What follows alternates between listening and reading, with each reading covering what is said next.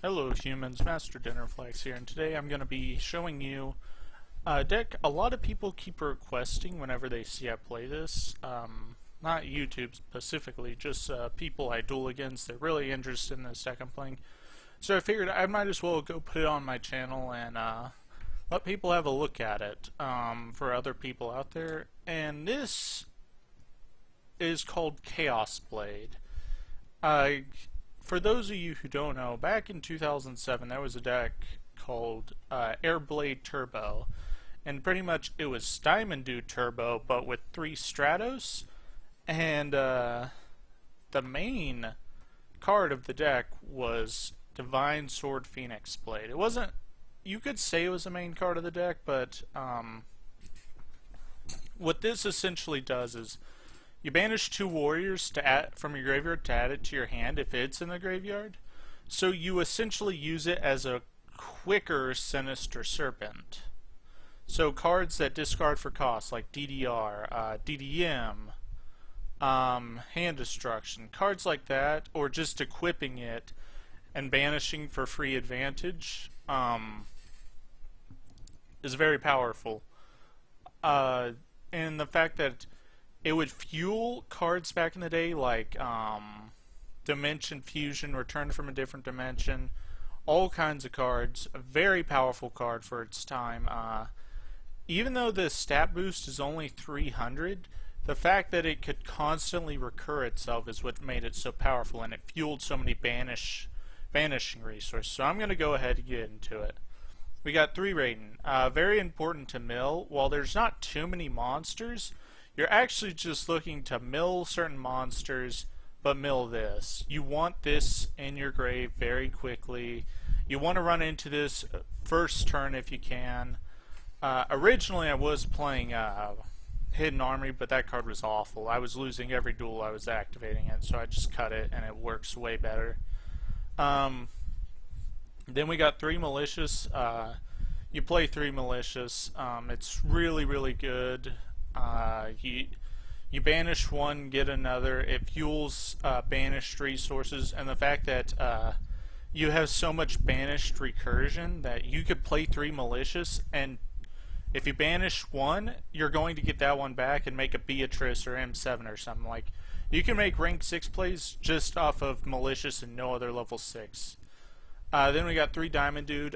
You see I have so many spells in the deck. Not as many as you think can be triggered from Diamond Dude, but just hitting 1 is very good. Like, hitting this is free. This is a +2 and then mill 2. This is a +2. This is a +1 and mill, and it doesn't even mill. So, yeah, that's that.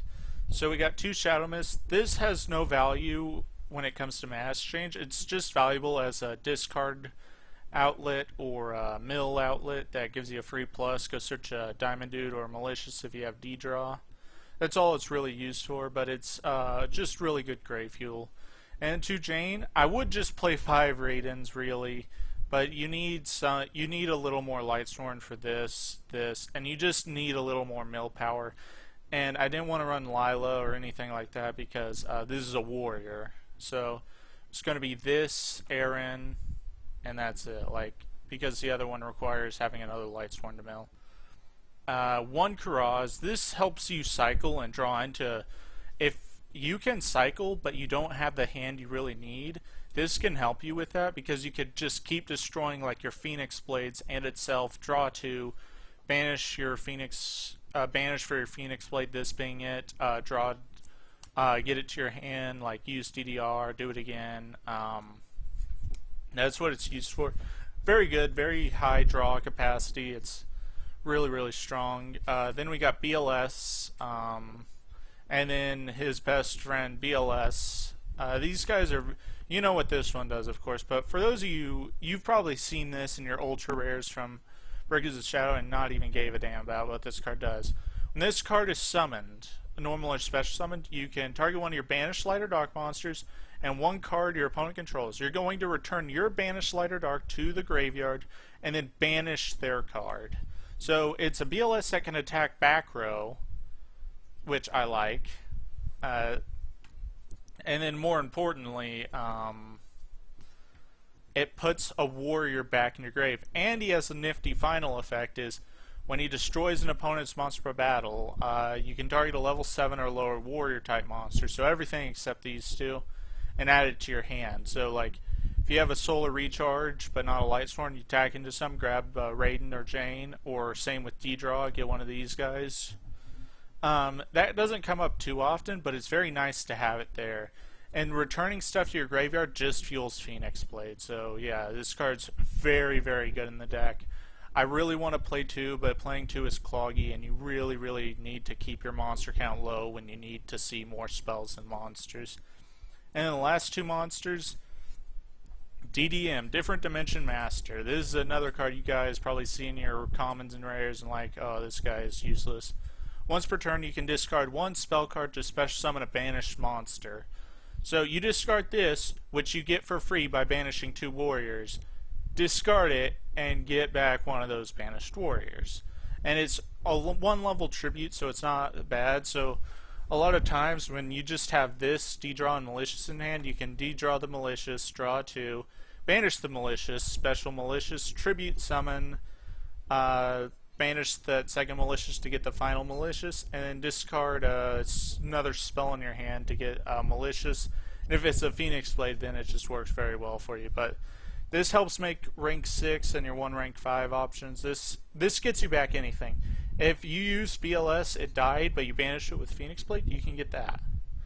If you can get this guy, you can just get so much with this card. You can get this, and you get all their powerful effects. And that's it for the monsters. For the spells, we have 3 Chaos Zone.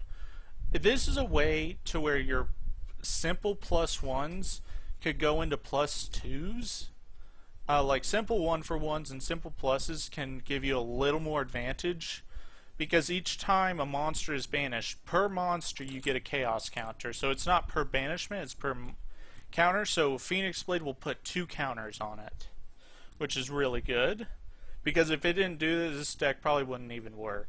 But you get 2 counters to get your Phoenix Blade. But then each time you're banishing, you're putting more and more counters on this. So if you banish your Phoenix Blade twice, you just get a level 4 out of your banish zone for free. Didn't even have to do anything.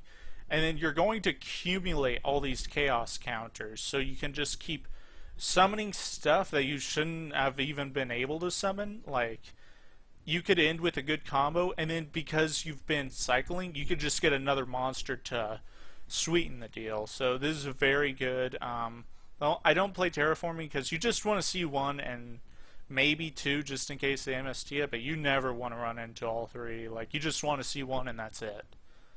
2 DDR, you just want to cycle your banished monsters. You just want to get some powerful effects. You want to make rank 6s. You want to get powerful effects. You want to banish monsters. You want to discard this. It's all kinds of synergy with the deck. 3 Destiny Draw. I play 6 targets and 2 ways to search it, so that's good. Divine Sword, Phoenix Blade. You need this. You always need to encounter this. It doesn't even matter if you've ran into multiples. Seeing 1 is so important. It's just way too important. That's why I run Mill in here. If it wasn't for the fact that this was a graveyard floater, like, there would be no Mill in here. I probably wouldn't be playing the deck either, but mill this, draw this, whatever you need to do, just get it. If you don't get it, your rank 6 play with Beatrice and Malicious can help you get to it too. So you always have access to this, like 95, 98% of the time. And if not, you can just sit on milling cards and get free +1s every now and then until you get it. 2 Charge of the Light Brigade, search your light swords. 2 Solar Recharge, just to get some stuff.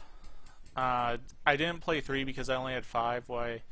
And there's not as many effective ways to get a light sword. And plus, you actually just always want to summon Raiden rather than send it with this. But Jane is almost just specifically for Solar Recharge. Like, you almost never want to summon this. Unless you need to beat over like a Vanity's Fiend or Dark Law or whatever. 2 magical stone excavation. I'll go into the rest of the spells and just tell you there's no Rhoda in here. I am trying to think of what I play over Rhoda. Like, I want to play Upstart, I want to play Regeki. Like, here, let me just get it in there real quick. I want to just play Rhoda, but I also want to just play these cards. I could probably just... Dang, it's so difficult. I will just put the Upstart right here because I'll cut that and then play later. But you need all these cards. They're all Diamond Dude targets except this one, and they're all just powerful. You need this. Just gets you to any spell you need by discarding 2, so a Phoenix Blade or a warrior because your warriors have value in the grave. You just need to get some spells cycling, and plus hitting it with Diamond Dude is a free +1. Diamond Dude is really good in this deck. Hand Destruction, it's a -1 on paper, but when you're discarding Phoenix Blade and like Malicious and Shadow Mist, it's really going to be a 1-for-1, and in rare occasions, an actual +1. Reasoning, just mill your cards. You have a bunch of different levels. You have plenty of 4s, but you also have quite a few 6s, 2 5s, and 2 8s. Oh, well, 1 8 that Reasoning can hit. And Rhoda, like, it's this, or I don't know. Like, you need Rhoda, of course, but you also need Upstart in this deck, and I just don't know what to cut because you need... This deck is unbelievably tight. I don't even know if you can side with this deck. I just have a random side deck put together. I don't even know if you can side in this deck. But yeah, and Regeki, just powerful card. This is like your only responsive card. You want to go second because if you don't, you're going to oftenly brick, and you want to see an extra card. So playing cards that let you go second is pretty important. For extra deck, Leo for Raiden and Malicious, or Raiden and Kuraz. Omega, level 8 option, of course, Raiden at level 4. Same thing with Scarlight. Very good cards, especially Omega. It can help put some warriors back in your grave, so that's pretty good. For your level 8 option, it's Felgrand. I chose this over 38 because it's a warrior, of course. M7, this is an interesting combo with this and Beatrice. You use this and Beatrice to pretty much search a monster from your deck. Beatrice will send it to the grave, and M7 will add it to your hand. So if you have both of these, you can pretty much either send BLS or DDM to your graveyard and then just add it to your hand to use it. So this is pretty good. And Beatrice, of course, you can send Phoenix Blade warriors, you can send Shadow Mist to get a free plus. Very good. And the 2 Beatrice targets, not just 1. I wanted to have a little more utility with the Beatrice. So, of course, there's a Pilgrim when you actually need it. But if you don't actually need Beatrice's effect, I prefer to go into Dante. This extra deck isn't very tight, despite the main deck being tight. When they kill your Beatrice, but if they didn't kill it effortlessly, you want to go into Dante instead because it can fuel... your Phoenix Blades. But if you are really concerned that they have a lot of answers after the Beatrice, then you want to go for Pilgrim. So that's how you want to do this. Pallades, only 2 level 5s, but they can cycle themselves pretty easily under Chaos Zone. So, and they're both lights, so that's pretty good. 2 Dweller, the extra deck's not tight, and you kind of need it this format. You need 1 at least, but 2 I really like. Castel, pretty good. Diamond Dire for Castel. It was either going to be that or 2 Castels. Excalibur, Warrior 2, so pretty good. And Gandiva, I actually really like in here. I almost never go into the extra deck if it's a rank 4, like almost never. And if I'm going into one, it's going to be Dweller, but I like the option of Gandiva, kind of having like a little trap hole monster on your side of the field that's also a warrior is pretty helpful. And plus, you can equip it with Phoenix Blade to make it a lot more intimidating too. And the side deck, like I said, I don't even know if you can really side with this deck. But the only monster you want to side is 2 Veilers, because Chaos Zone, when it's destroyed, you can add a light or dark monster from your deck to your hand, less than or equal to the number of Chaos counters on it. So if there's just not enough to add like any monster, you want to add Veiler, so it's a side deck card A, and B, you don't lose out on the Chaos Zone effect. 3 Galaxy Cyclone. I chose this over MST because you can hit this with Diamond Dude, destroy their set, and because it was sent last turn with Diamond Dude, then you can use this other effect. So that's pretty good. 3 Magical Spring. I don't know how I feel about this card. It won't work with all your equips and Chaos Zone, but against like Pendulums, I don't know. It seems cool, but I'm probably gonna have to take it out. But draw power is really good. 3 System Down. I know for a fact this is staying in here, even though it's 3 of them, because it fuels your own Chaos Zone. It doesn't just have to be your monsters that are banished. It could be any monster banished. So them banishing to summon a ship fuels Chaos Zone, which is very helpful for you. And then just System Down against like a tin can play. Just fueling that many Chaos counters is devastating because Chaos Zone can actually retrieve any player's banished monsters. So that's pretty good. 2 Dark Holes when you need them, and 2 Twin Twisters when you need them. That's pretty much the deck. There's just so much tight room. It's really it's like I don't know how to edit this to make it more flexible, because I would like Twin Twisters in the main, but I don't even have room for Upstart. So that's pretty much it. Thank you all for watching, and remember, Master Dinner Flex will take your soul.